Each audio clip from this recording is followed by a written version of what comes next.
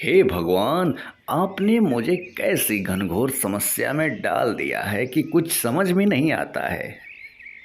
न जाने कैसी परिस्थिति इस समय हमारे परिवार पे आ गई है कि घर में बिटिया की शादी भी होने वाली है और हमारे पास पैसे बहुत कम हैं। कुछ समझ में नहीं आता कि मैं क्या करूं।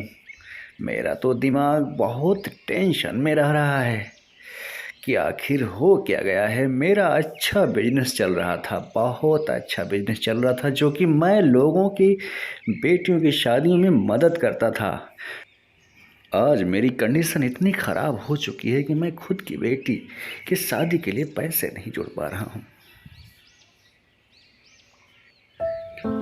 सुग्गू चिड़ा बहुत परेशान था, जैसा कि आपने देखा ही कि उसकी बेटी की शादी होने वाली है और उसके पास पैसे बहुत कम हैं। इतने कम हैं कि वो अच्छे से अपने बेटी की शादी नहीं कर सकता।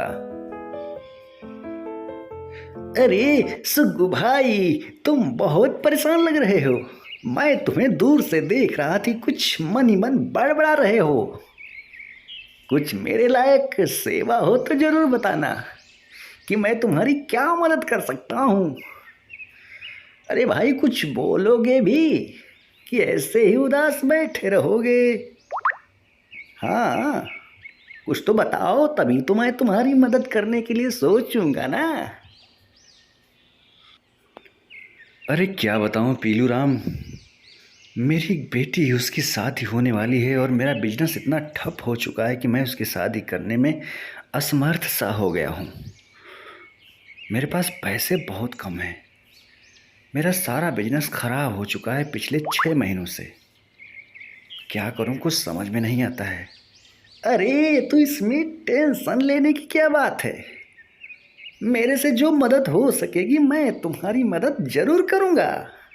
बिल्कुल तुम टेंशन मत लो और अपने आप को बहुत गंभीरता से पेश करो, क्योंकि तुम उदास रहोगे तो घर के सभी लोग उदास हो जाएंगे और तुम्हारे खुशियों का माहौल खराब होने लगेगा। पीलू चिड़ा सांत्वना देकर तो चला जाता है, लेकिन सुग्गू को यह टेंशन बनी रहती है कि आखिर पीला चिड़ा तो मुझसे भी गरीब है, मेरी कितनी मदद कर सकता है। उसका टेंशन वैसे ही जिंदा रहता है। एक दिन सुग्गू अपने घर में बहुत उदास बैठा रहता है, मन ही मन कुछ सोचता रहता है कि अचानक उसकी बेटी आती है और पूछती है, अरे पापा, आप इतना उदास क्यों हैं? मेरी शादी होने वाली है, आपको तो खुश रहना चाहिए, लेकिन आप तो उदास हैं। कुछ परेशानी है क्या? अरे मुझे बताएंगे तभी तो मैं समझूंगी ना। बताइए ना, बताइए ना, क्या परेशानी है आपको? आप क्यों इतना उदास बैठे हैं पापा, मुझे बताइए ना। देखो बेटी, तुम अभी छोटी हो, मेरी परेशानियां तुम नहीं समझ सकती, मुझे परेशान मत करो।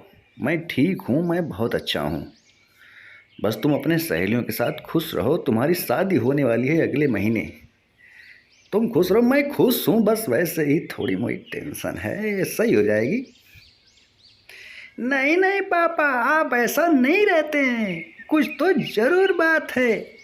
आप मुझे बताइए ना कि आखिर बात क्या है, आप इतना उदास क्यों हैं? मुझे बताइए ना पापा, प्लीज। देखो बेटी, जिद मत करो, तुम खुश रहो, बस मस्त रहो, खुश रहो। मैं ठीक हूँ, जिद मत करो, मुझे कोई परेशानियाँ नहीं है, कोई दिक्कत नहीं है। नहीं पापा, आप ज़रूर परेशान हैं, अगर आप नहीं बताएंगे तो मैं रोने लगूंगी। इतना जिद करने के बाद भी उसके पापा अपनी बेटी को अपनी परेशानी नहीं बताते हैं, क्योंकि वो जानते हैं कि अगर मैं अपनी बेटी को ये परेशानियां बताऊंगा तो उसकी खुशियां सब बेकार हो जाएंगी और मैं कतई नहीं चाहता कि मेरी बेटी खुश ना रहे। उसके बाद चिड़िया चली जाती है। अरे पीलू भाई, सब खैरियत तो है ना? बैठिए और सुनाइए, घर पे सब ठीक है ना? हाँ हाँ, सब ठीक हैं, लेकिन तुम्हारी उदासी अभी गई नहीं है। आज भी तुम वैसे ही उदास हो। मैंने कुछ पैसे भाभी जी को दे दिए हैं, टेंशन मत लो।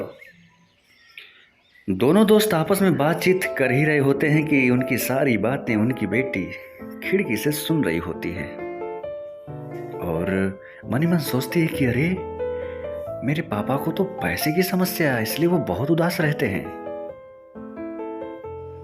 तो बच्चों, आइए देखते हैं दूसरे भाग में कि सुग्गू की बेटी पैसों का बंदोबस्त कैसे और कहां से करती है, क्योंकि पैसों का बंदोबस्त तो अति आवश्यक है, नहीं तो फिर शादी में रुकावट आ जाएगी।